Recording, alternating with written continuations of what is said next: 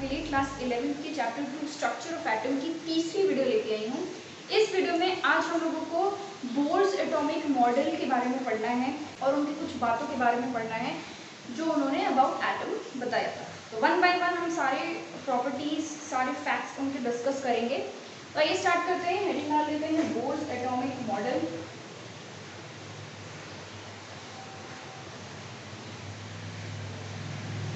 अब देखो भाई, सबसे पहली चीज़ तो आज के वीडियो में बहुत सारी न्यूमेरिकल्स, बहुत सारी डेरिवेशंस होंगे, इसलिए आप लोग ये रिक्वेस्ट है मेरी कि आप लोग कॉपी पेन ज़रूर लेके बैठिए, अदरवाइज कोई भी बेनिफिट यहाँ पर नहीं होगा।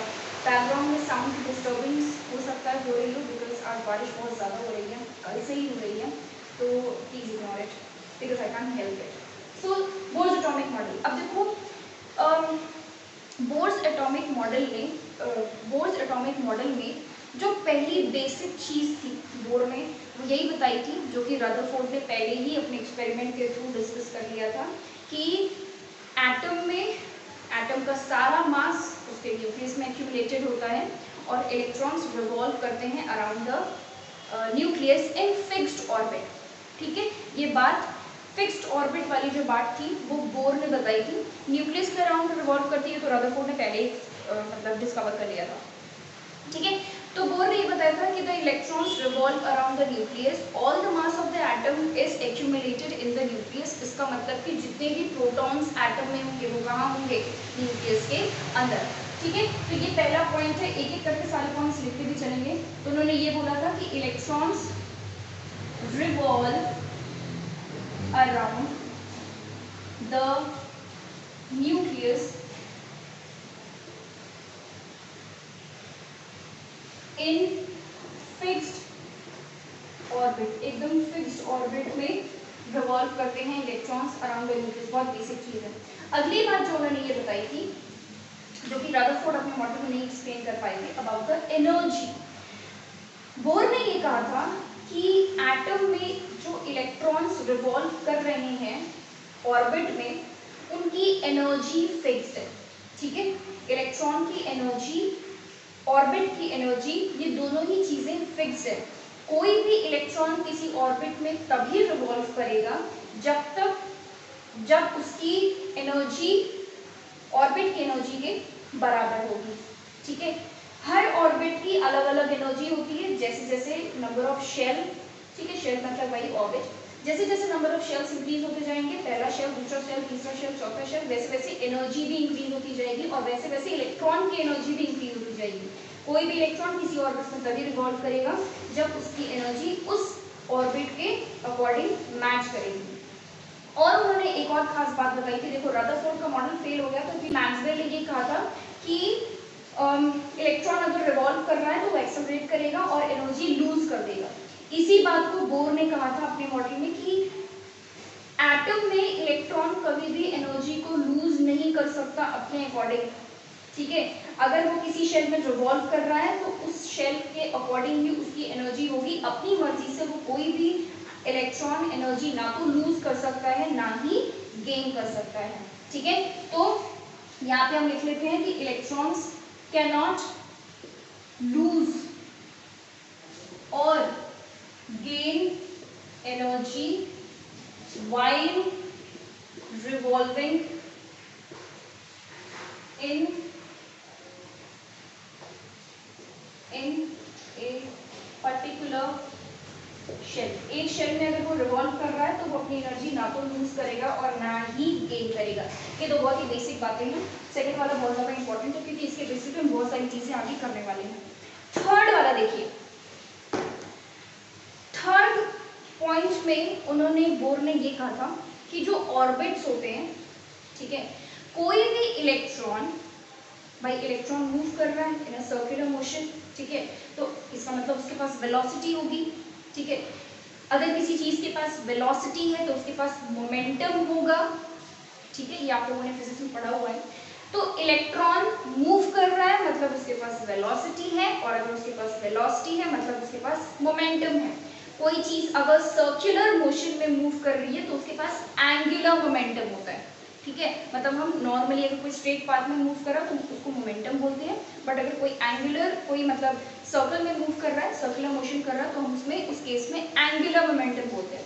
तो बोर ने ये कहा था कि कोई भी इलेक्ट्रॉन किसी ऑर्बिट में तभी मूव कर सकता है जब उसका एंगुलर मोमेंटम, किसका, इलेक्ट्रॉन का, जब इलेक्ट्रॉन का एंगुलर मोमेंटम h/2 पाई का मल्टीपल हो।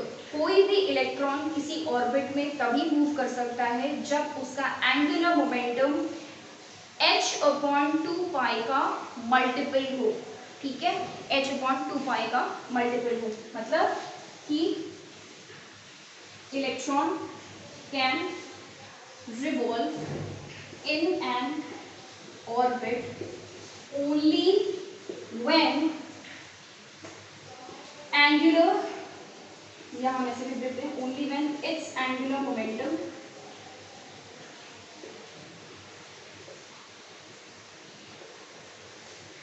is a multiple of h/2 पाई। ठीक है, इनका हम ये बोलते हैं कि इंटीग्रल मल्टीपल। ठीक है, इंटीग्रल मल्टीपल क्यों बोला मैंने, इंटीग्रल मल्टीपल का मतलब ये लिख लो, ये इंपॉर्टेंट है। इंटीग्रल मल्टीपल का मतलब कि इंटीजर्स में होना चाहिए, फ्रैक्शन या डेसिमल में नहीं होना चाहिए, 1 2 3 4 इस तरीके से होना चाहिए। देखो अभी मैं और अच्छे से, जब यहाँ पे हम फॉर्मूला लिखेंगे तो और अच्छे से क्लियर हो जाएगा। तो इलेक्ट्रॉन का angular momentum should be a multiple of h/2 पाई। मतलब एंगुलर मोमेंटम क्या होता है, एंगुलर मोमेंटम का फॉर्मूला होता है RmV। ठीक है, mv हमारा क्या है, mv हमारा नॉर्मल मोमेंटम होता है, मोमेंटम p = mv होता है। आगे r लगा देंगे तो मतलब रेडियस, r क्या है, रेडियस, सर्कुलर मोशन में है तो उस केस में रेडियस होगा। तो Rmv एंगुलर मोमेंटम हमारा हो गया किसका, इलेक्ट्रॉन का, r है रेडियस उस ऑर्बिट का, m है मास और v है वेलोसिटी ऑफ द इलेक्ट्रॉन। तो h/2 पाई का मल्टीपल होना चाहिए, मतलब या तो n की वैल्यू 1 2 3 4 5 6 किसी नंबर का मल्टीपल होना चाहिए। ठीक है, ये बात बोर ने बताई थी। क्या ये बात सबको क्लियर है? ठीक है, this is very very important. तो angular momentum of the electron should be a multiple of h/2 pi. यहाँ पर जो n है, ये n एक्चुअल में क्या होती है, नंबर ऑफ शेल की वैल्यू। ठीक है, first shell, second shell, third shell, fourth shell.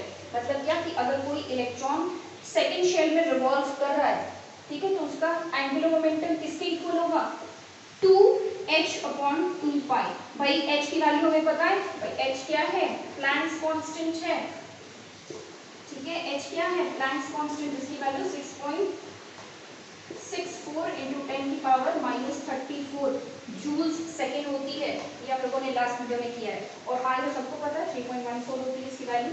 तो वैल्यू आप रख दोगे तो आपको एंगुलर मोमेंटम मिल जाएगा। ठीक है, किसका, इलेक्ट्रॉन का। मतलब अगर आपको शेल पता है, n की जगह पर आप 1 2 3 4 लिख दोगे और ये वैल्यू कांस्टेंट है सारे के लिए। ठीक है, h की वैल्यू फिक्स्ड है, पाई की वैल्यू फिक्स्ड है और आपको एंगुलर मोमेंटम मिल जाएगा। This was a very important point given by bore. Next, एक और बहुत इंपॉर्टेंट चीज। ठीक है,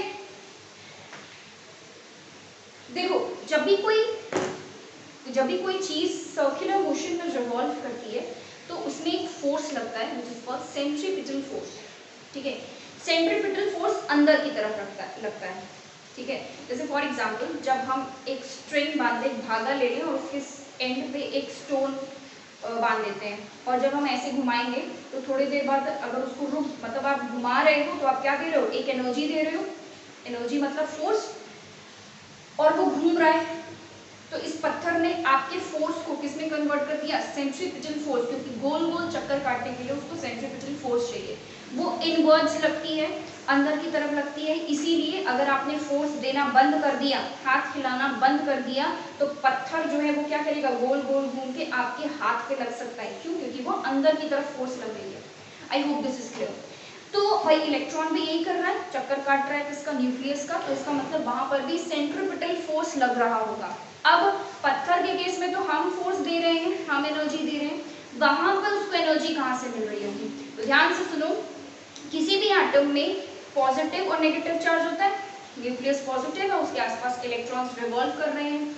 तो किसी भी पॉजिटिव या नेगेटिव, कोई भी पॉजिटिव दो ऑपोजिट चार्जेस के बीच में, ठीक है, दो ऑपोजिट चार्जेस के बीच में एक बहुत ही स्ट्रॉन्ग फोर्स लगती है, वो क्या है, इलेक्ट्रोस्टैटिक फोर्स ऑफ अट्रैक्शन। इसका मतलब एटम के अंदर न्यूक्लियस और इलेक्ट्रॉन के बीच में इलेक्ट्रोस्टैटिक फोर्स ऑफ अट्रैक्शन लग रही होती है। इलेक्ट्रॉन इसी इलेक्ट्रोस्टैटिक फोर्स ऑफ अट्रैक्शन को किसमें कन्वर्ट कर लेता है, सेंट्रीपिटल फोर्स में। जितना इलेक्ट्रोस्टैटिक फोर्स ऑफ अट्रैक्शन उसको मिलेगा, जितना इलेक्ट्रोस्टैटिक फोर्स उसको मिलेगा, वो पूरा इलेक्ट्रोस्टैटिक फोर्स को सेंट्रीपिटल फोर्स में कन्वर्ट कर लेगा, जो उसको हेल्प करेगा मूव करने के लिए थ्रू आउट। क्योंकि इलेक्ट्रोस्टैटिक फोर्स तो कभी खत्म होगा नहीं, वो तो हमेशा रहेगा, पॉजिटिव और नेगेटिव हमेशा एक दूसरे को अट्रैक्ट करेंगे, ठीक है। और इसी वजह से सेंट्रीपिटल फोर्स भी कभी खत्म नहीं होगा, and that is why electrons keep on revolving around the nucleus, ठीक है। तो यहाँ से हमें ये पता चला कि एटम में, ऐसे लिखते हैं, यहाँ से हमें ये पता चला कि एटम में इलेक्ट्रोस्टैटिक फोर्स है ना is equal to centripetal force, ठीक है। इलेक्ट्रोस्टैटिक फोर्स को हम Fe से डिनोट करते हैं, is equal to Fc centripetal force. मतलब जितना भी इलेक्ट्रोस्टैटिक फोर्स था सारा यूज हो गया सेंट्रीपिटल फोर्स में कन्वर्ट करने के लिए, ताकि इलेक्ट्रॉन रिवॉल्व कर सके। अब जरा हम बात कर लेते हैं कि इनके फॉर्मूले क्या होते हैं। देखो, कोई दो इलेक्ट्रोस्टैटिक फोर्स ऑफ अट्रैक्शन किसके बीच में लगता है, दो चार्जेस के बीच में। मान लो कि एक चार्ज है Q1 और एक चार्ज है Q2। इनके बीच का डिस्टेंस कितना है, मान लो कि R, ठीक है, मान लिया हमने R। तो अगर दो चार्जेस हैं उनके बीच का डिफरेंस R है, तो इस केस में जो आपका इलेक्ट्रोस्टैटिक फोर्स ऑफ अट्रैक्शन होगा उसका फॉर्मूला होता है 1/4 पाई एप्सिलॉन नॉट, ठीक है। ये क्या है, ऐसे ही बनाना है इसको, epsilon not Q1 into Q2 upon R²।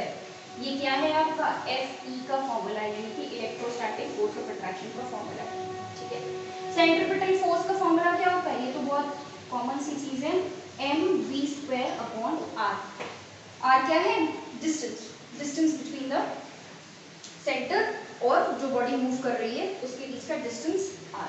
तो भाई यहाँ पर तो सर्कुलर मोशन है, तो हमारा जो डिस्टेंस होगा वो क्या होगा, रेडियस के बराबर, ठीक है। किसका रेडियस, उस ऑर्बिट का रेडियस। अगर पहले शेल में कोई इलेक्ट्रॉन है वो रिवॉल्व कर रहा है, तो न्यूक्लियस और इलेक्ट्रॉन के बीच का distance is equal to r, which is radius. तो हम इन्हीं दोनों फॉर्मूला का यूज यहाँ पर करेंगे। अब जरा ध्यान दो कि ये है न्यूक्लियस, ठीक है, ये है न्यूक्लियस और ये है मान लो इलेक्ट्रॉन। यहाँ पर जो दोनों चार्ज Q1 और Q2 लिया है हमने, उसमें से एक तो आपका इलेक्ट्रॉन है और एक क्या है, न्यूक्लियस, ठीक है। न्यूक्लियस का एक चार्ज मान लेते हैं हम क्या है, Q2, और इलेक्ट्रॉन के चार्ज को हम मान लेते हैं Q1। तो इलेक्ट्रॉन के चार्ज को हम क्या लिखते हैं, E, ठीक है। इलेक्ट्रॉन का जो चार्ज है उसको हम डिनोट कर देते हैं E से। और हमने ये पढ़ा है कि इलेक्ट्रॉन का चार्ज और प्रोटॉन का चार्ज मैग्नीट्यूड दोनों का सेम होता है, बस चार्ज अलग होता है। इलेक्ट्रॉन नेगेटिवली चार्ज होते हैं और प्रोटॉन्स पॉजिटिवली चार्ज होते हैं। तो भाई इलेक्ट्रॉन का चार्ज तो हमने E ले लिया। न्यूक्लियस का चार्ज हम क्या लेंगे, न्यूक्लियस का चार्ज क्या लेंगे, न्यूक्लियस का चार्ज लेंगे Ze।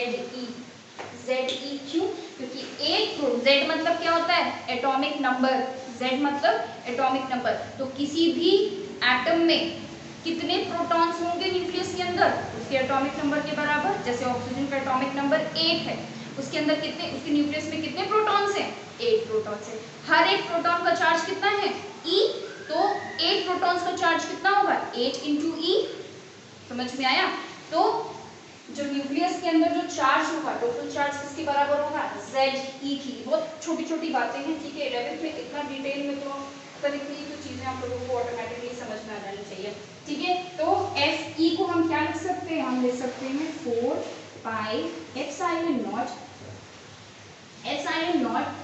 Q1 की जगह पे हमने इलेक्ट्रॉन लिया है तो मैंने लिख दिया E। Q2 की जगह पे हमने क्या लिया है, न्यूक्लियस का चार्ज, और न्यूक्लियस का चार्ज किसके बराबर है, Z × E। Z atomic number यानी कि नंबर ऑफ प्रोटॉन्स × E।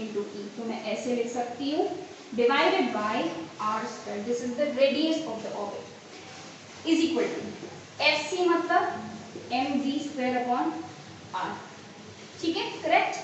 अब ये r और ये r कट जाएगा, मतलब हमें यहाँ से ये मिला कि mv square is equal to 1/4 pi epsilon naught z, ये 2 बार e मल्टीप्लाई हो रहा है ना, तो हम क्या लिख सकते हैं z e स्क्वायर लिख सकते हैं अपॉन r। ठीक है, ये भी हमें एक वैल्यू, ये दोनों जो वैल्यूज आई हैं ये डेरिवेशन में यूज होंगी। ठीक है, तो these two values are very very important. ठीक है, I hope this is clear, this much is clear. इतना लिख लो, उसके बाद फिर हम लोग और आगे करते हैं। ये हो गया है, इसको मिटा दूं मैं। चलिए, तो हम लोगों ने 4 पॉइंट्स कर लिए। ठीक है, let's find out the radius of the orbit. जिस भी शेल में इलेक्ट्रॉन ट्रैवल कर रहा है, ठीक है, उस शेल का रेडियस कितना होगा फ्रॉम द न्यूक्लियस। तो ये चीज भी बोर ने डिराइव कर दी थी, रेडियस का फॉर्मूला। अब रेडियस कैलकुलेट करने के लिए यहाँ पे हम क्या कर रहे हैं, रेडियस का फॉर्मूला निकालेंगे। इस क्वेश्चन आते हैं। ठीक है, कि अगर कोई शेल इस कोई एक इलेक्ट्रॉन इस शेल में है तो उसका रेडियस क्या होगा, इस पर न्यूमेरिकल्स आते हैं। तो देखो, अभी हम लोगों ने 2 फॉर्मूलेस पढ़े, इससे पहले पढ़े, दोनों फॉर्मूले यहाँ लिखते हैं। देखो, पहली चीज, पहला हम लोगों ने क्या पढ़ा, mvr इज इक्वल टू, या rmv, चलो कोई नहीं, rmv लिख लो, rmv is equal to mh/2π। ठीक है, एंगुलर मोमेंटम वाला फॉर्मूला है ये। इसको हम क्या कर देते हैं, हम स्क्वायर कर देते हैं। ठीक है, स्क्वायरिंग, दोनों साइड स्क्वायर कर देते हैं, तो ये क्या हो जाएगा, r square m square v square is equal to n square x square upon 4 pi square. I hope ये दिख रहा होगा, ज़्यादा छोटा तो नहीं लिखने में, थोड़ी हैंडराइटिंग मेरी छोटी है।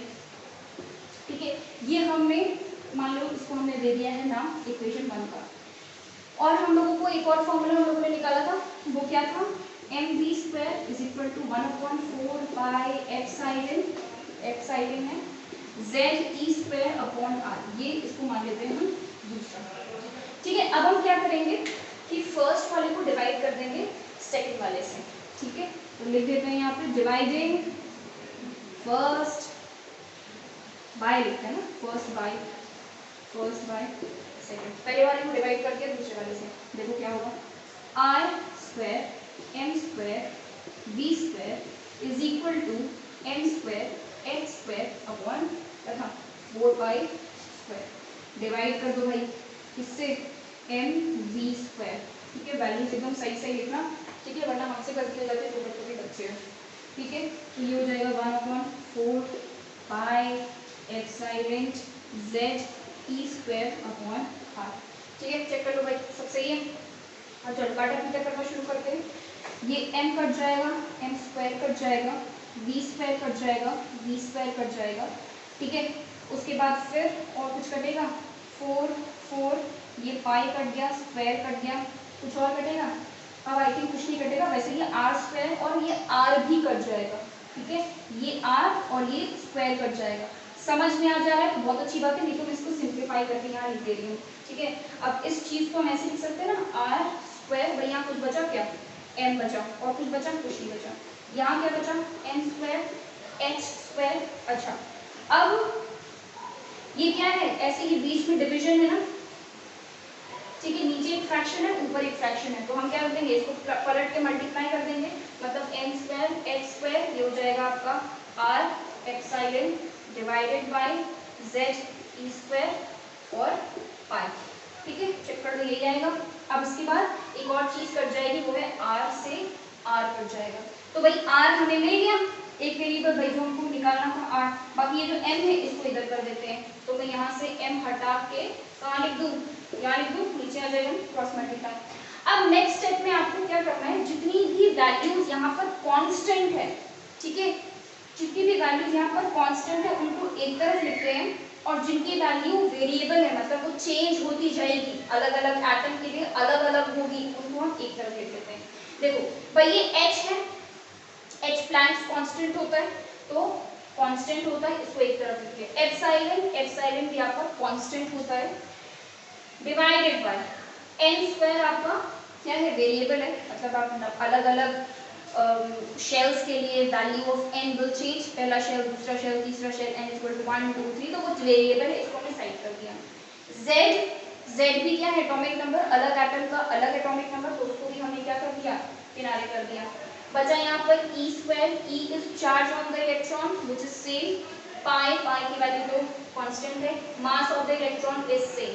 ठीक है, तो हमने इन दोनों को अलग कर दिया, कांस्टेंट और वेरिएबल दोनों को अलग अलग कर दिया।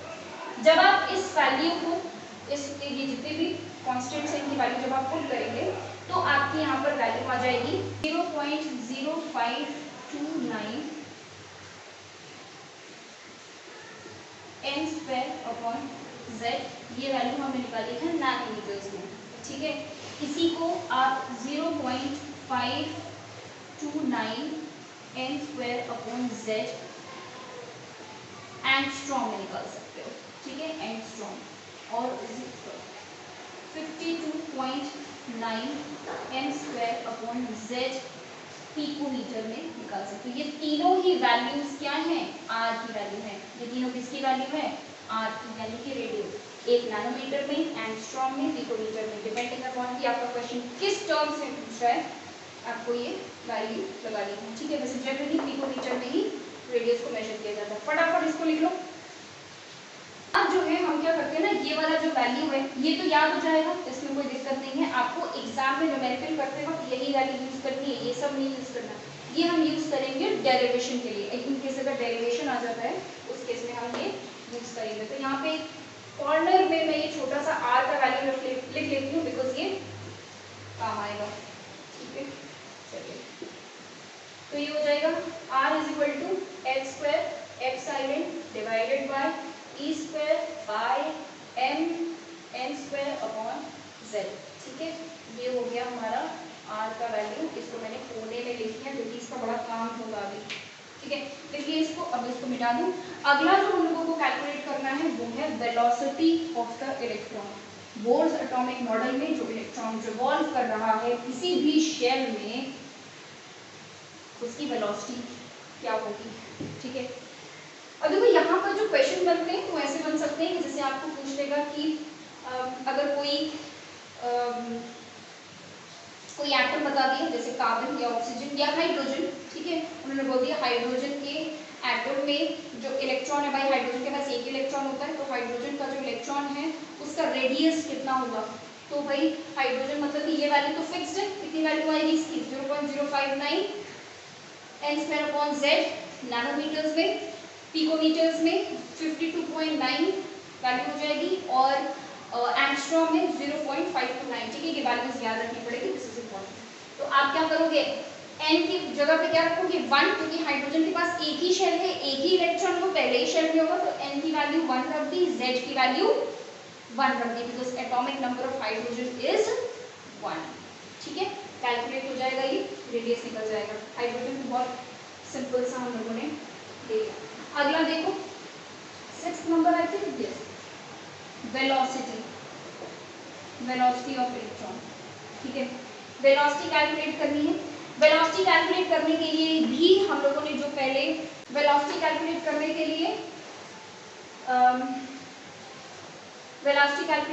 लिए हमने इससे पहले जो एंगुलर मोमेंटम वाला फॉर्मूला निकाला था उसी को यूज करना है। तो भाई एंगुलर मोमेंटम क्या होता है, mvr is equal to nh/2π। ठीक है, तो यहीं पे देखो v मिल गया हम लोगों को वेलोसिटी, r की वैल्यू हम यहाँ से सब्स्टिट्यूट कर सकते हैं। ठीक है, r की वैल्यू हम यहाँ से सब्स्टिट्यूट करेंगे तो क्या आ जाएगा, v is equal to nh/2π, ये m चला गया नीचे m और ये r चला गया नीचे। ठीक है, वैल्यू पुट कर दे तरफ nh/2π m, r की वैल्यू यहाँ रखेंगे तो कितना आ जाएगा भाई, r की वैल्यू रखो यहाँ पर h square epsilon divided bye e square pi m, और ये हमारा n स्क्वायर z। ठीक है, ये हो गई हमारी r की वैल्यू। m से m मर गया, पाई से पाई मर गया। ठीक है, उसके बाद फिर ये n और ये n स्क्वायर मर गया, ये h और ये h स्क्वायर हो गया।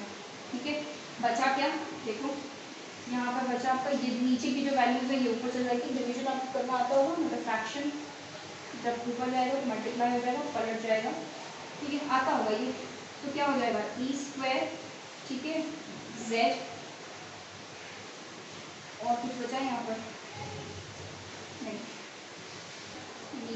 आ गया, यहाँ बचा H, यहाँ बचा एप्सिलॉन और यहाँ बचा n। ठीक है, ये बच गया। अब क्या करना है, इसको जो कांस्टेंट वाले हैं उसको एक तरफ, जो नॉन कांस्टेंट वाले हैं उनको एक तरफ। ठीक है, कांस्टेंट वाले हैं उनको एक तरफ, नॉन कांस्टेंट वाले हैं उनको एक तरफ। तो क्या हो जाएगा, e square divided by 2h epsilon z upon n। ठीक है, ये वैल्यू आ गई किसकी, वेलोसिटी की, ये v की वैल्यू है। ठीक है, अब v is equal to 2.18 into 10 की पावर 6, ये इसकी वैल्यू आ गई, और z अपॉन n मीटर्स पर सेकेंड। ठीक है, ये है क्या, velocity of an electron which is revolving in nth shell. अब n की जगह पे 1 2 3 4 आप वैल्यू रख सकते हो, z आपका एटॉमिक नंबर उस एटम का होगा। ठीक है, I hope this is clear. और इसको भी जरा किनारे चुके से लिखिए, बिकॉज इसका भी हमें यूज होगा। तो v की ये वाली वैल्यू रखनी है, बाकी ये तो आप याद ही कर लोगे। ठीक है, क्वेश्चन सॉल्व करते हुए आपको यही याद रखना है। डेरिवेशन के लिए हमको ये वैल्यू पता होनी चाहिए। तो यहाँ पे लिख दिया मैंने e square upon 2h epsilon naught z upon n, ये होगी हमारी v की वैल्यू। ठीक है, चलो देख लो इसको फटाफट। नेक्स्ट मूव ऑन करते हैं। चलो हो गया ये। अब अगला जो हमारा करना है वो अब हमें निकालना है एनर्जी। ठीक है, नेक्स्ट केस हमारा क्या है, टू कैलकुलेट द एनर्जी। किसकी एनर्जी, इलेक्ट्रॉन की एनर्जी। अब जरा देखो, इलेक्ट्रॉन में जब इलेक्ट्रॉन रिवॉल्व कर रहा है तो उसके पास दो टाइप की एनर्जी होगी। ठीक है, पहली काइनेटिक एनर्जी बिकॉज वो मोशन में है, दूसरी पोटेंशियल एनर्जी, क्यों, क्योंकि उसकी पोजीशन। भाई पोटेंशियल एनर्जी क्या होती है, किसी भी सब्सटेंस की, किसी भी ऑब्जेक्ट की पोजीशन की वजह से जो एनर्जी होती है वही क्या होती है, पोटेंशियल एनर्जी। तो भाई इलेक्ट्रॉन की पोजीशन तो हमेशा चेंज हो रही है, इसका मतलब उसका पोटेंशियल एनर्जी वहां पर एग्जिस्ट करती है। तो पोटेंशियल एनर्जी और काइनेटिक एनर्जी दोनों ही एनर्जीज होंगी इलेक्ट्रॉन के पास। तो एनर्जी के केस में पहले हम काइनेटिक एनर्जी कर लेते हैं, फिर पोटेंशियल एनर्जी, उसके बाद फिर टोटल एनर्जी। ठीक है, तो सबसे पहले हम क्या करते हैं, काइनेटिक एनर्जी हम सबसे पहले करते हैं। काइनेटिक एनर्जी हाफ mv² होता है। ठीक है, हाफ mv²। तो अब हम क्या करेंगे भाई, v की जगह पे मैं ये वैल्यू पुट कर सकती हूँ जो हम लोगों ने निकाली है, तो पुट कर दो भाई, e square upon 2h epsilon z upon n। इसका क्या कर दिया हम लोगों ने, स्क्वायर कर दिया, स्क्वायर। ठीक है, अब क्या होगा, 1/2m स्क्वायर कर दो भाई इसको, e की पावर 4 z की पावर 2 डिवाइडेड बाय, ये 2 पूरा 4 हो जाएगा, h square epsilon square n square. ठीक है, ये हो गया। अब ब्रैकेट लगाने की जरूरत नहीं है।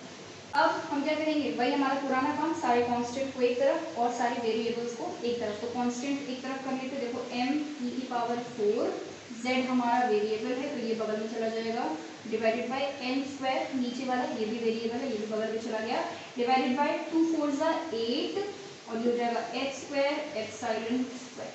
ठीक है, तो ये होगी हमारी काइनेटिक एनर्जी, इंपॉर्टेंट है ये।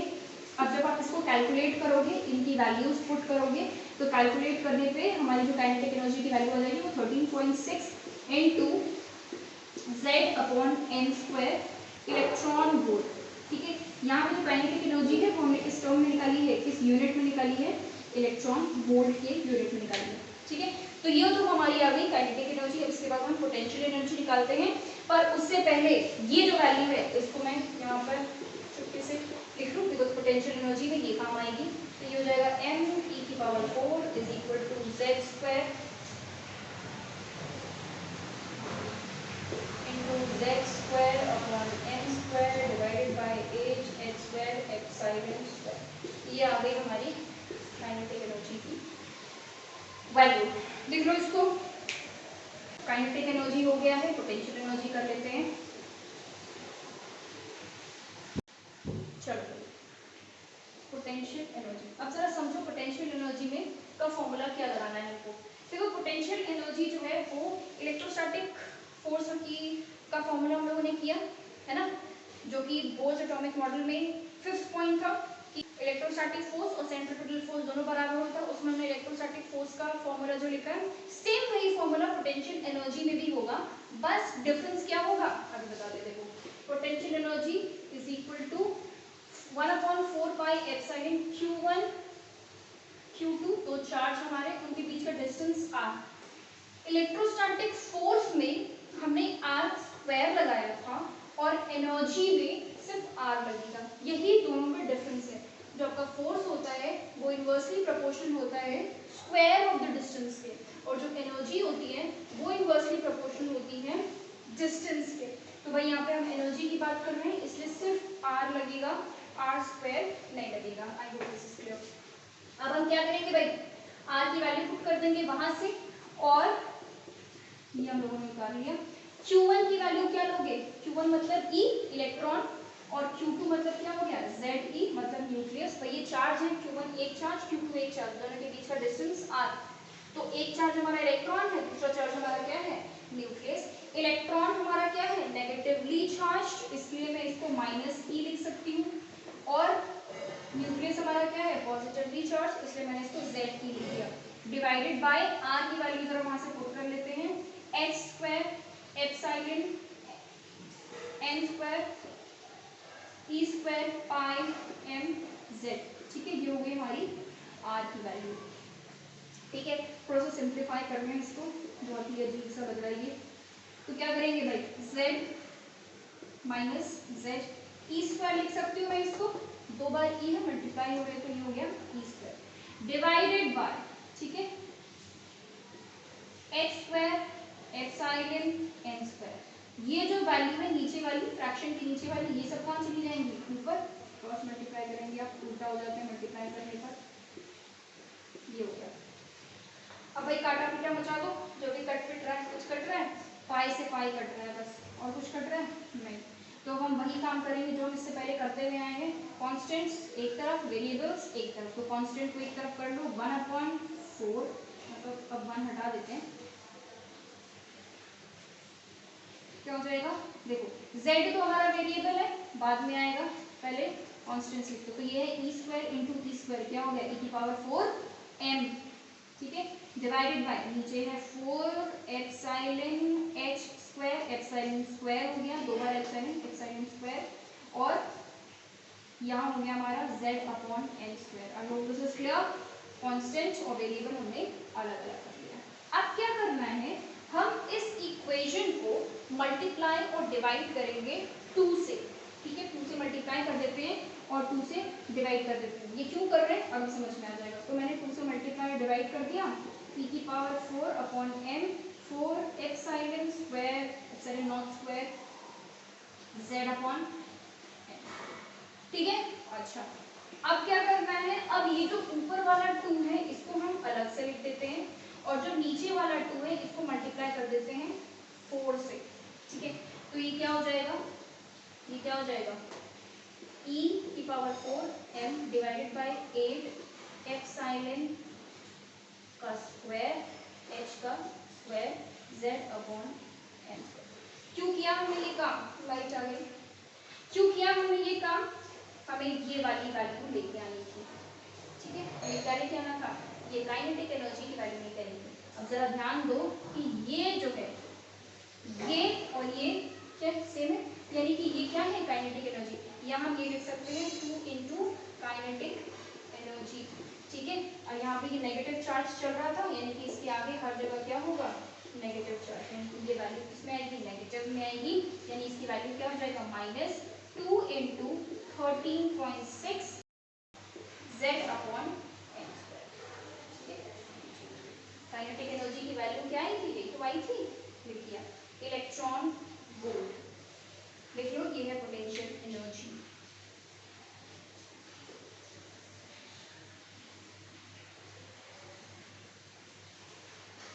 अब बात कर लेते हैं जरा टोटल एनर्जी की, ठीक है, टोटल एनर्जी की बात कर लें। पोटेंशियल एनर्जी तो हो गया, तो भाई टोटल एनर्जी क्या होगी, potential energy plus kinetic energy, right. तो total energy is equal to kinetic energy plus potential energy, ठीक है। अच्छा, अब देखो ऐड करते हैं इसको, काइनेटिक एनर्जी हमारी आएगी 13.6 into z² upon n², right. उसके बाद फिर प्लस पोटेंशियल एनर्जी कितनी आएगी -2 इंटू 13.6 z² अपॉन n²। जब आप इसको सॉल्व करोगे तो क्या आ जाएगा -13.6 इंटू z² अपॉन n²। भाई ये माइनस में है, -13.6 का डबल, ठीक है, -13.6 का डबल मतलब कितना हो जाएगा 36.2। 36.2 में से 13.6 माइनस करोगे तो ये वैल्यू आ जाएगी, ठीक है। ये किस में आई है इलेक्ट्रॉन वोल्ट में। ये क्या है आपकी टोटल एनर्जी, ठीक है, टोटल एनर्जी इलेक्ट्रॉन वोल्ट में। अगर आप इसको जूल्स में लिखना चाहोगे तो जूल्स में 1.218 into 10⁻18 -18 sorry z² upon n² joules में आ गया ये, ओके। देखिए इसको,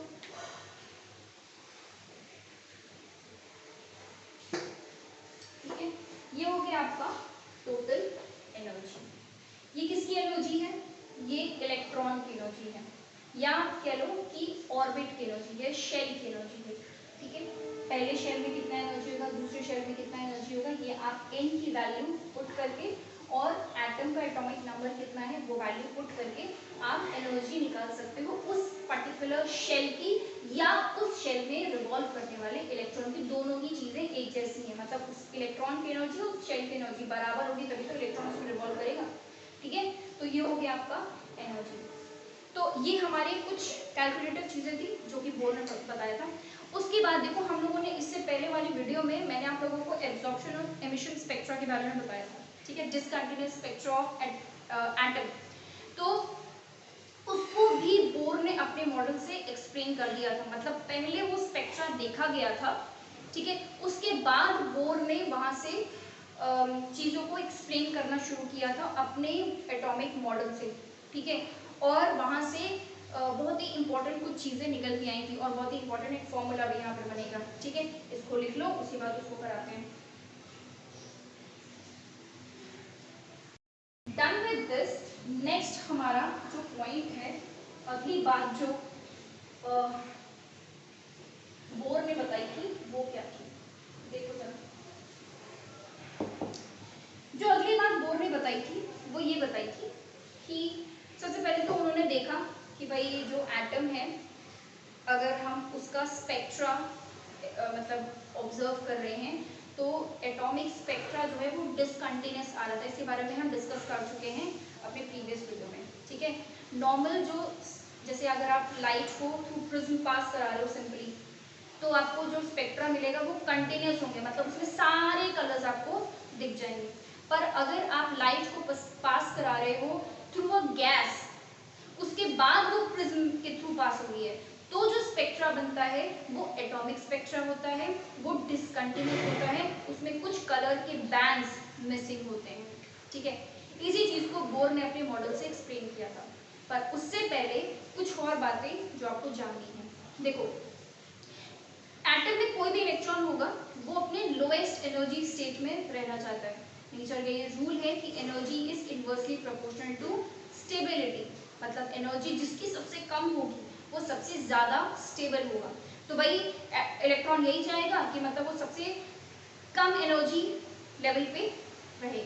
पर अगर उसको कहीं से एनर्जी मिलती है, ठीक है, जब उसको एनर्जी मिलती है तो एटम क्या इलेक्ट्रॉन क्या करता है, उस एनर्जी को एब्जॉर्ब कर लेता है। भाई एनर्जी को एब्जॉर्ब कर लिया तो अब तो उस ऑर्बिट में रह नहीं सकता, क्योंकि अब उसकी एनर्जी बड़ी ज्यादा हो गई है। और इलेक्ट्रॉन और ऑर्बिट की एनर्जी क्या होनी चाहिए, हमेशा इक्वल होनी चाहिए, बराबर होनी चाहिए। क्योंकि इलेक्ट्रॉन ने एनर्जी को एब्जॉर्ब कर लिया, इसलिए अब वो उस शेल में नहीं रह पाएगा। अब उसकी एनर्जी बढ़ गई है तो वो जंप कर जाता है किसी हायर एनर्जी लेवल पे, ठीक है। भाई जो एटम्स होते हैं, यहाँ पे छोटा सा ड्रॉ करते हैं, मान लो ये न्यूक्लियस है, ठीक है, ये क्या है न्यूक्लियस, ये है पहला शेल, ये है दूसरा शेल, ये है तीसरा शेल। क्लियर हो रही है बात, ठीक है। तो ये पहला, दूसरा, तीसरा, मान लो ये है इलेक्ट्रॉन यहाँ पर, ठीक है, उसके पास कुछ एनर्जी है यहाँ।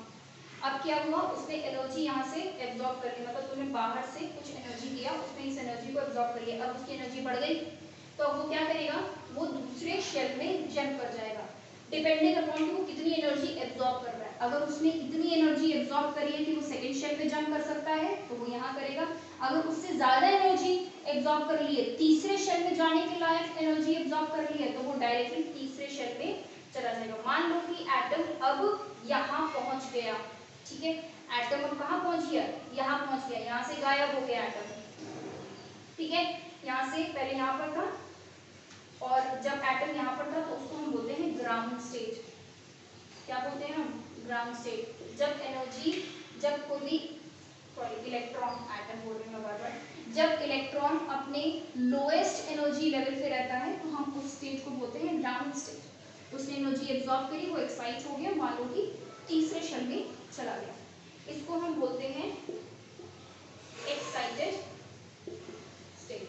इसको हम क्या बोलते हैं, एक्साइटेड स्टेट।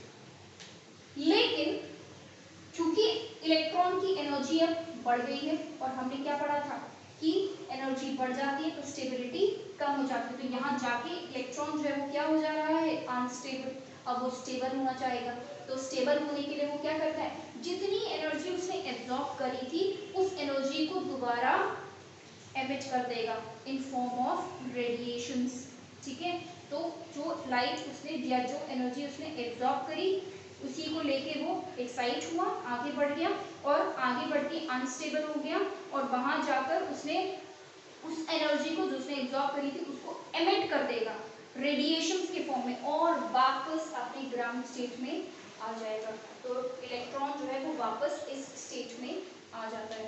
ये जो रेडिएशंस इसने एमिट कर दी है, ठीक है, ये जो रेडिएशंस इसने एमिट कर दी है, इसी चीज को जब हम स्पेक्ट्रा में देखेंगे तो उसको हम बोलेंगे एमिशन स्पेक्ट्रम, जिसके बारे में हमने बात करी थी, एमिशन स्पेक्ट्रम। और जिस लाइट को उसने या जिस एनर्जी को उसने एब्जॉर्ब किया, अगर उसको हम स्पेक्ट्रा में देखेंगे, उसको स्पेक्ट्रा में कैप्चर करेंगे तो हम उसको बोलते हैं एब्जॉर्प्शन स्पेक्ट्रम, ठीक है, एब्जॉर्प्शन स्पेक्ट्रम। अब बात ये आती है कि एमिशन और एब्जॉर्प्शन स्पेक्ट्रा अगर आप देखोगे तो उसमें कुछ डार्क लाइंस और कुछ ब्राइट लाइंस हैं। तो वो क्यों है, देखो वो इसलिए है कि ये जो इलेक्ट्रॉन है, मान लो आपने एनर्जी दी, ठीक है, एनर्जी दी लाइट के फॉर्म में, मान लीजिए रेडिएशंस के फॉर्म में, अलग अलग वेवलेंथ्स उसमें होंगे, ठीक है। तो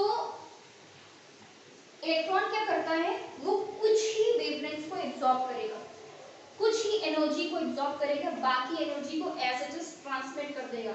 वो उतनी ही एनर्जी एब्जॉर्ब करेगा जिसको लेकर वो अगले हायर एनर्जी लेवल पर जंप कर सके, ठीक है। मान लो अगर उसने, फॉर एग्जांपल एक बहुत ही छोटा सा एग्जांपल देती हूँ, मान लो यहाँ पर ये इलेक्ट्रॉन है, इसकी एनर्जी 5 जूल्स है, इसकी एनर्जी 10 जूल्स है और इसकी एनर्जी 15 जूल्स है, ठीक है। This is just an example, ऐसा होगा नहीं, ठीक है, इतनी ज़्यादा एनर्जी नहीं होती है, एनर्जी बहुत कम होती है, ठीक है।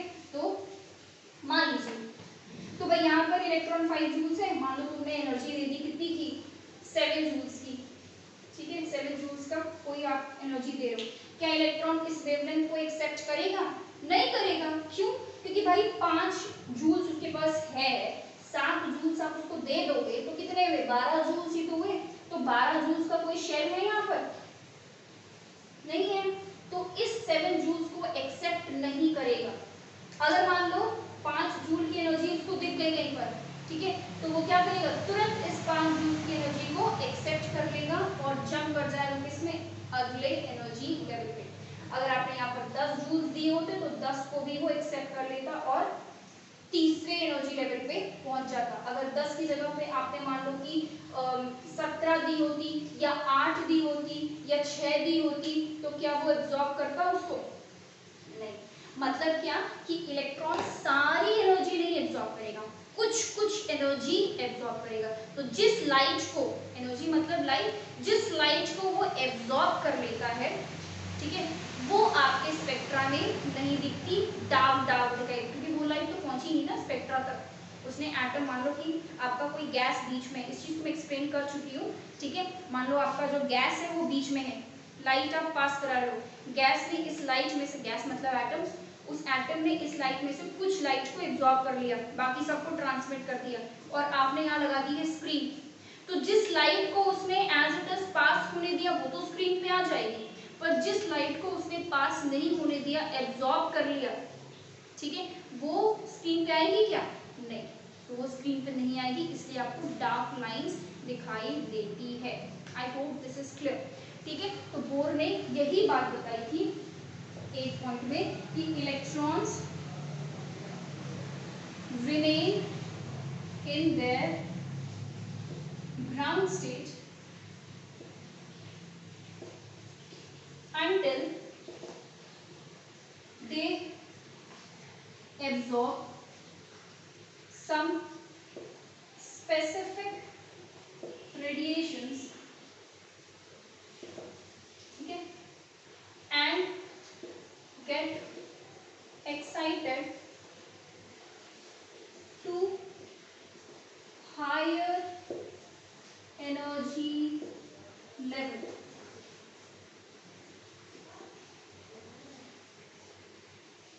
At this excited state वो क्या हो जाते हैं? They become क्या हो जाते हैं? Unstable and hence emit the same radiation, उसी रेडिएशन को क्या कर देते हैं? emit कर देते हैं and come back to their ground state. Okay, so this was the 8th fact that was told by Bohr. I hope this is clear. अब देखो,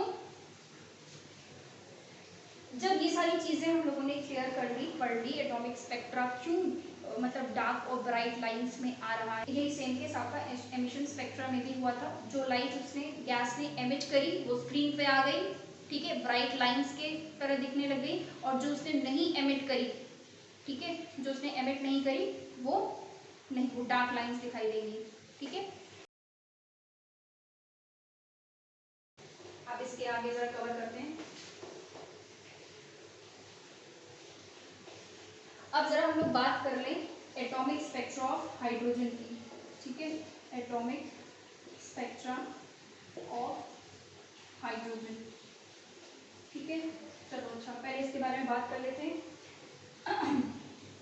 देखो, अब हम बोर ने तो ये बता दिया कि क्या होता है, एनर्जी मिलेगी तो इलेक्ट्रॉन एक्साइट हो जाएंगे, आगे जाएंगे हायर एनर्जी लेवल पे और वापस उसी शेल पे आ जाएंगे। ठीक है, तो मान लो कि कोई एक हाइड्रोजन का, हम सबसे सिंपलेस्ट एटॉमिक स्पेक्ट्रा किसका है? हाइड्रोजन का है। इलेक्ट्रॉन्स बढ़ते जाएंगे वैसे वैसे आपका एटॉमिक स्पेक्ट्रा एक्सप्लेन कर पाना थोड़ा सा डिफिकल्ट होता चला जाता है, तो हमको पढ़ना है सिर्फ हाइड्रोजन के बारे में। बोर ने हाइड्रोजन के एटॉमिक स्पेक्ट्रा के बारे में एक्सप्लेन किया था। तो मान लो कि कोई एक इलेक्ट्रॉन है जो कि एक्साइट हो गया है, ठीक है, हाइड्रोजन को कोई एक ही है, हाइड्रोजन का इलेक्ट्रॉन हमने एनर्जी दी और वो एक्साइट हो गया है, किसी हायर एनर्जी लेवल पे पहुंच गया है, मान लो कि वो चौथे n इज इक्वल टू 4 पे पहुंच गया। ठीक है, अब वो क्या करेगा? वापस आएगा किस पे? n इज इक्वल टू 1 पे था वो, n इज इक्वल टू 4 पे पहुंच गया, 1 पे वापस आना चाहेगा। ठीक है, अब 4 से 1 पर आने के कई सारे तरीके हैं। ठीक है, 4 से 1 पर आने के कई सारे तरीके हैं। एक तो ये है कि भाई वो डायरेक्टली 1 पे आ जाए, दूसरा ये है कि वो पहले तीसरे पे आए उसके बाद फिर 1 पे आए, एक और तरीका ये है कि वो चौथे से पहले दूसरे पे आए उसके बाद फिर 1 पे आए, एक तरीका ये है कि पहले चौथे से तीसरे पे फिर दूसरे पे फिर पहले पे आए। तो देखो कितनी सारी प्रोबेबिलिटीज बन गई है कि नहीं, इतनी सारी तरीके बन गए आने के। ठीक है, तो हर एक ट्रांजिशन का मतलब एक शेल से दूसरे शेल पे आने का अलग अलग स्पेक्ट्रल लाइंस बनेंगी। मतलब क्या कि n=4 से n=1 तक आने में एक अलग, भाई वो यहाँ से यहाँ आ रहा है तो वो कैसे आ रहा है?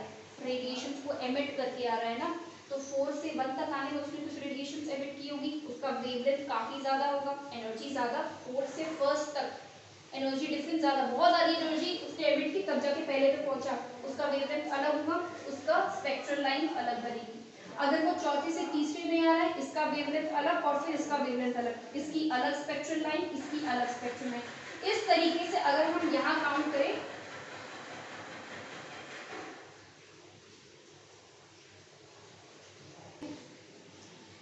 एक हो गया ये, ठीक है, 1 2 3, 1 2, देखो मैं इसको डार्क करके चलूंगी, 1 इसको काउंट कर लिया हमने, 2, ठीक है, 3 इसको भी काउंट कर लिया हमने, 3, अब ये हो गया हमारा एक 4, एक ये हो गया 5, ठीक है, इसको भी काउंट करेंगे क्या? नहीं, ऑब्वियसली ये दोनों सेम है ना, तो n इक्वल टू 2 से 1 तक का स्पेक्ट्रल लाइन एक बार हम काउंट करेंगे, ये हो गया काउंट। अगला 5 हो चुके थे, ये हो गया 6, क्या इसको काउंट करेंगे हम? नहीं, क्योंकि ये और ये दोनों सेम है। तो 1 2 3 4 5 6 स्पेक्ट्रल लाइंस हमने यहाँ पर काउंट कर लिया, ठीक है, 6 स्पेक्ट्रल लाइंस हम लोगों ने यहाँ पर काउंट कर लिया, ठीक है, यानी कि n इज इक्वल टू 4 से n इज इक्वल टू 1 तक जाने में कितने स्पेक्ट्रल लाइंस बन रहे हैं? 6 स्पेक्ट्रल लाइंस बन रहे हैं। तो भाई ये तो मतलब कि चौथी सेल से बात की, चौथी सेल से पहले सेल में आने की बात की, तो आसान था, कोई दिक्कत नहीं थी। पर अगर हम लोगों को मान लो कि 7वां 8वां या 10वां शेल बता दिया कि 10th शेल से फर्स्ट शेल में आने में कितने स्पेक्ट्रल लाइंस बनेंगे, तो फिर कैसे करेंगे? तो उसके लिए एक फॉर्मूला है, लिख लो यहाँ पर, नंबर ऑफ स्पेक्ट्रल लाइंस का फॉर्मूला क्या है? n2 minus n1 plus 1 divided by 2, ठीक है, जहां पर आपका n2 क्या है? एक्साइटेड एनर्जी लेवल होगा, और n1 क्या होगा? Ground energy level. लिख लो भाई इसको।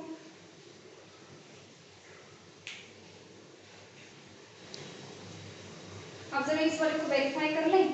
देखो यहाँ पर हमारा n is equal to 2, n2 क्या है? 4, ठीक है, एक्साइटेड लेवल कौन सा था? 4, और n1 क्या है? ग्राउंड लेवल, मतलब कि 1।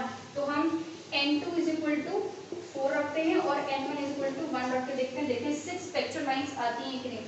तो जरा देखो, 4 माइनस 1 इस फॉर्मूले में रख रही हूँ मैं, और 4 माइनस 1 प्लस 1 डिवाइडेड बाय 2, तो ये कितना हो जाएगा? 3, और ये कट गया, 4 डिवाइडेड बाय 2, तो कितना हो जाएगा? 6 आ रहा है, 6 स्पेक्ट्रल लाइंस आपकी आ गई। तो इस तरीके से आपको number of spectral lines calculate करनी होती है। फटाफट लिख लो उसको। चलिए अब जरा इसके को हेडिंग मिटा दी, चलो कोई बात नहीं।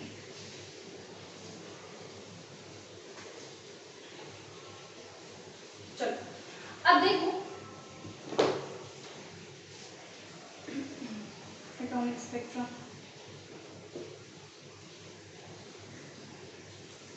और इसका हाइड्रोजन का, हाइड्रोजन के बारे में ही बात हो रही है यहाँ पर, ध्यान रखना इस बात का। चलिए अगला करते हैं। देखो अब कुछ साइंटिस्ट हैं बोर के साथ साथ, उन्होंने ये कहा कि अगर हाइड्रोजन के एटम में इलेक्ट्रॉन एक्साइटेड हुआ, ठीक है, किसी भी एनर्जी लेवल तक एक्साइटेड हुआ मान लो, ठीक है, वहां से अगर वो पहले शेल में आता है, ठीक है, अगर इलेक्ट्रॉन किसी भी लेवल में एक्साइटेड होके वापस पहले शेल में आता है, तो उसको हम बुलाएंगे लाइमन सीरीज, क्योंकि इसके बारे में लाइमन ने बताया था, ठीक है। तो मान लो कि इस तरीके से इस चीज को हम ड्रॉ भी कर सकते हैं। मान लो ये n इज इक्वल टू 1 है, ठीक है, ये है n इज इक्वल टू 2 मान लो, ठीक है, ये है n is equal to 3, n is equal to 4, n is equal to 5, ठीक है। अब मान लो ये n इज इक्वल टू 5 में चाहिए। ठीक है, ये मैं बता देती हूँ तो बहुत क्लियर हो जाएगा डायग्राम। ठीक है, हेडिंग तो आप लोगों को पता ही है कि क्या चल रहा है। मान लेते हैं हम इसको n = 6 और फिर उसके बाद n = infinity ले लेते हैं। ठीक है, अच्छा अब क्या करना है, मान लो कि कोई एक एटम में, मान लो कि हाइड्रोजन के एटम में इलेक्ट्रॉन जो है वो एक्साइट हो गया किसी भी लेवल में, मान लो कि कोई भी इंफिनिटी पे एक्साइट हो गया। ठीक है, तो वहां से जब वो पहले शेल में आ सकता है इस तरीके से, पहले शेल में हो सकता है कि वो सिक्स शेल में एक्साइट हुआ हो, 6 7 8 कुछ भी हो सकता है। ठीक है, किसी भी हायर एनर्जी लेवल पे वो फर्स्ट शेल में आएगा।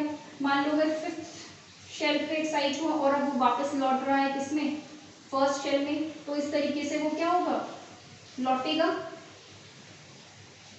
तो ये जितने भी स्पेक्ट्रल लाइंस की सीरीज बनेगी, ठीक है, जब इलेक्ट्रॉन हाइड्रोजन का एक्साइट होके वापस लौट रहा है पहले शेल में, तो उसको हम बोलते हैं लाइमन सीरीज। ठीक है, हाइड्रोजन के इलेक्ट्रॉन जब पहले शेल में वापस आएंगे, ठीक है, तो हम उसको बोलते हैं लाइमन सीरीज।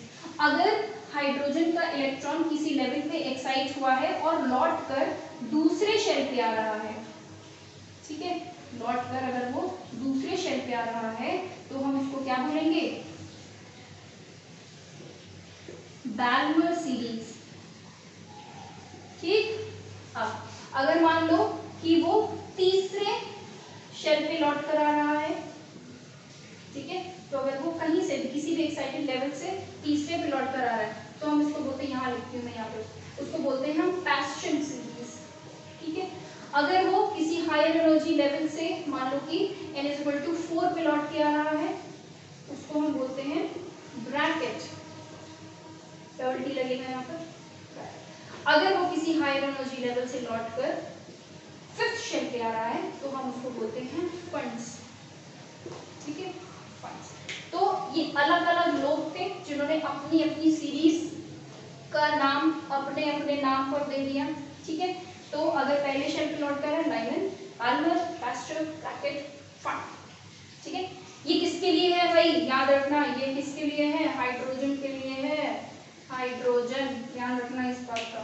ठीक है, अब जरा ये लाइट चली गई। अब अगर ये क्लियर हो गया है तो हम जरा छोटी सी चीज बाकी है, बस थोड़ा सा और इंतजार। आई नो काफी लंबी हो गई है वीडियो और बहुत ही ज्यादा आपका कंसंट्रेशन इधर उधर डगमगा रहा होगा, बट बिलीव मी, लास्ट एक टॉपिक और उसके बाद फिर हम फाइंड अप कर देंगे इस वीडियो को। ठीक है, लिख लो इसको।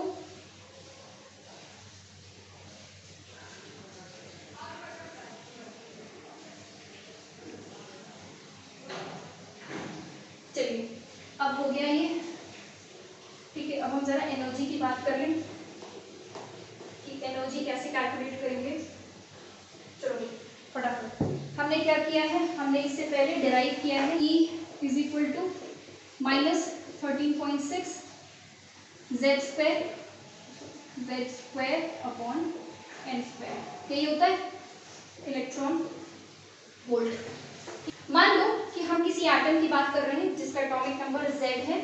ठीक है, एटॉमिक नंबर कितना है, Z, जो कि N1 एनर्जी लेवल से, मतलब ये इसका ग्राउंड स्टेट है, यहां से वो एक्साइट होके चला गया है N2 पर। ठीक है, N1 से एक्साइट होके कहां चला गया है, वो N2 पर चला गया है, ये है उसका एक्साइटेड स्टेट। तो इसकी एनर्जी कितनी आएगी। ठीक है, तो जब हमको एनर्जी कैलकुलेट करनी होगी तो हम क्या करेंगे भाई, हम क्या करेंगे, दूसरे शेल की एनर्जी E2 मान लो। ठीक है, ये एक्साइटेड स्टेट वाली एनर्जी माइनस पहले स्टेट की एनर्जी, इसको कैलकुलेट कर लेंगे, डेल्टा E। ये क्या है, ये जो डेल्टा E है वो किसकी वैल्यू है, कितनी एनर्जी उसने एमिट कर दी। ठीक है, इलेक्ट्रॉन पहले ग्राउंड स्टेट पे था, कुछ एनर्जी थी उसकी, उसने कुछ एनर्जी एब्जॉर्ब करी और E2 पे पहुंच गया। ठीक है, एक्साइटेड स्टेट पे पहुंच गया। तो इन दोनों के बीच का जो डिफरेंस होगा उससे आपको पता चल जाएगा कि उसने कितनी एब्जॉर्ब करी एनर्जी, और जितनी एब्जॉर्ब करी वही वो एमिट कर देगा। राइट, तो ये जो डेल्टा ई है ये क्या है, एब्जॉर्ब्ड एनर्जी है, एब्जॉर्ब, या फिर हम इसको बोल सकते हैं कि ये एमिटेड एनर्जी है।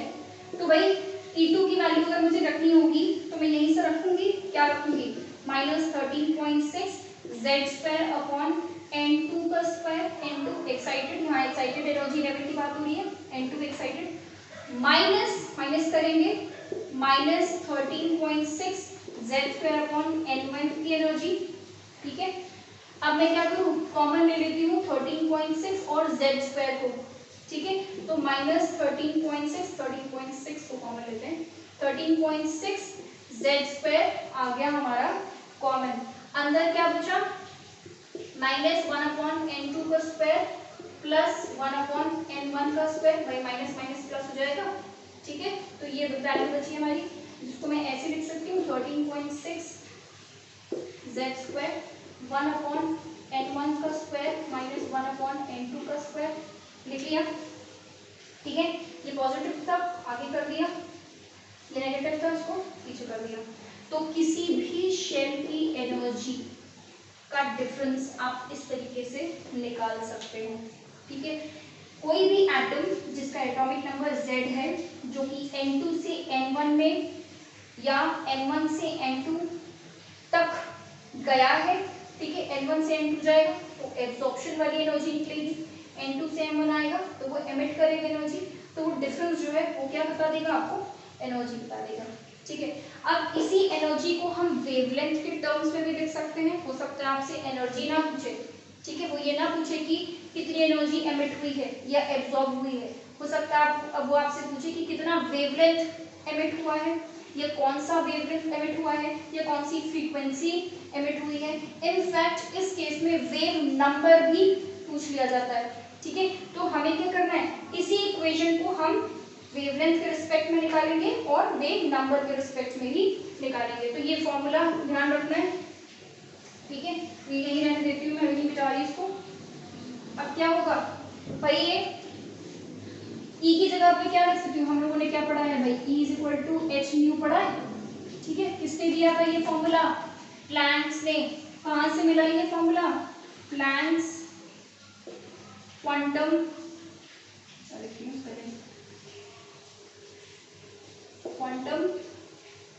थ्योरी, ठीक है, प्लैंक्स क्वांटम थ्योरी से ये मिला है। और हम लोगों ने इलेक्ट्रोमैग्नेटिक रेडिएशंस में पढ़ा था कि C = म्यू लैम्डा, या ये कह सकते हो कि म्यू = C अपॉन लैम्डा, ठीक है। इस म्यू की वैल्यू को कहाँ पुट कर दो, यहाँ पुट कर दो, तो क्या आ जाएगा, E = hc अपॉन लैम्डा, आया भाई। अब इस वैल्यू को हम यहाँ सब्स्टिट्यूट कर देंगे तो क्या होगा, hc upon lambda is equal to 13.6 z का square 1 upon N1 square minus 1 upon N2 का स्क्वायर, ठीक है भाई। h और ये c दोनों कॉन्स्टेंट्स है, इसको मैं ऐसे लिख सकती हूँ 1 upon lambda is equal to 13.6 z का स्क्वायर डिवाइडेड बाई hc, ये लिख सकती हूँ मैं, ठीक है, लिख सकती हूँ कि नहीं, तो इसको हटा देते हैं, हो गया इसका काम, ठीक है, लिख सकती हूँ।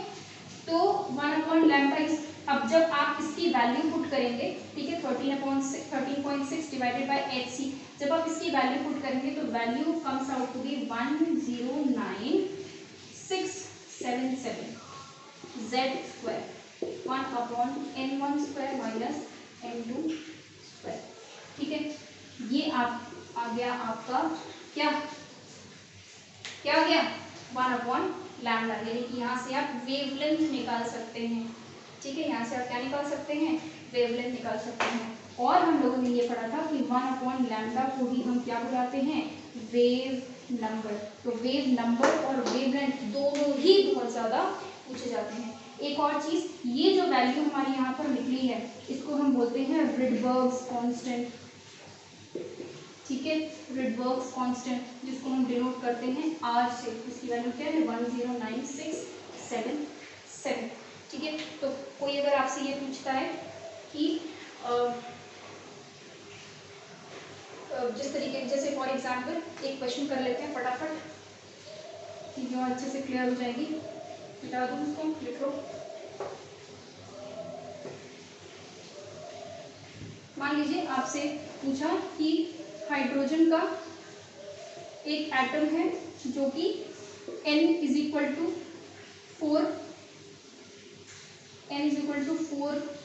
जो कि फोर्थ शेल में एक्साइट हो गया। हाइड्रोजन का एक एटम है जो कि फोर्थ शेल में एक्साइट हो गया है और वो बाल्मर सीरीज में आ रहा है, ठीक है। तो आप उसकी वेवलेंथ बताइए या वेव नंबर बताइए, ठीक है। हाइड्रोजन का एक एटम है जो कि फोर्थ शेल में एक्साइट हो गया है और बाल्मर सीरीज में आता है, ठीक है। बाल्मर सीरीज में आता है, इसका वेव नंबर क्या होगा? तो फोर्थ शेल में एक्साइट हो गया है मतलब N2 = 4 हो गया। बाल्मर सीरीज का है, इसका मतलब बाल्मर मतलब N1 = 2। सेकेंड में जो इलेक्ट्रॉन्स आते हैं उसको हम क्या बोलते हैं? Balmer series. उसके बाद फिर उन्होंने क्या बोला है?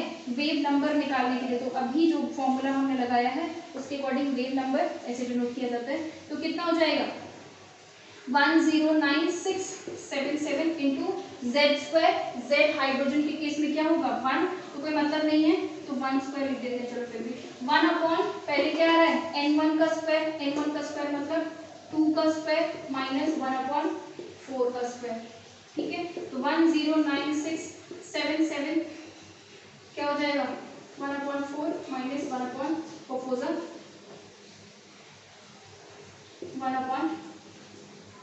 1/16, ठीक है। अब जब आप इसको कैलकुलेट करो, इसको सॉल्व कर लेना, इसको भी कराना पड़ेगा फिर नहीं ना? आई होप 109,677 इसका एलसीएम लेंगे 16 आ जाएगा। 64 माइनस 3/16 आ जाएगा। सॉल्व कर ले इसको, वैल्यू आ जाएगी। ये जो वेव नंबर आएगा, वेव नंबर क्या होता है? सेंटीमीटर इनवर्स, ठीक है। वेव नंबर की यूनिट क्या होती है? Centimetre inverse. इस तरीके से क्वेश्चंस आ सकते हैं। इनमें जो जितने भी टाइप्स के क्वेश्चंस बनते हैं वो मैं आप लोगों को अगले वीडियो में जितनी भी कैलकुलेशंस हम लोग, जितने भी डेरिवेशंस और फॉर्मूले हम लोगों ने आज निकाले हैं, उन सब पे बेस्ड क्वेश्चंस मैं आपको नेक्स्ट वीडियो में करा दूंगी। उसके बाद फिर हम लोग और आगे के टॉपिक्स कवर करेंगे। अगर आपने ये वीडियो यहाँ तक देख ली है, इसका मतलब आप लोगों को कुछ ना कुछ बेनिफिट मिल रहा होगा। और यही जितने भी एफर्ट्स मैं कर रही हूँ, इसका मेन मकसद यही है कि आपको चीज़ें समझ में आए और आपके लिए केमिस्ट्री थोड़ी सी आसान कर सकूँ, मैं आपकी पढ़ाई थोड़ी सी आसान कर सकूँ। So thank you for watching this video. अगर आप इस चैनल पर नए हैं then please subscribe to the channel because I come up with videos of class 9, 10 and 11 chemistry. If you have any comment or you have any compliment or you have anything that comes in your mind, please put it in the comment section. I will definitely try to respond to it, and your comments really make me happy and motivate and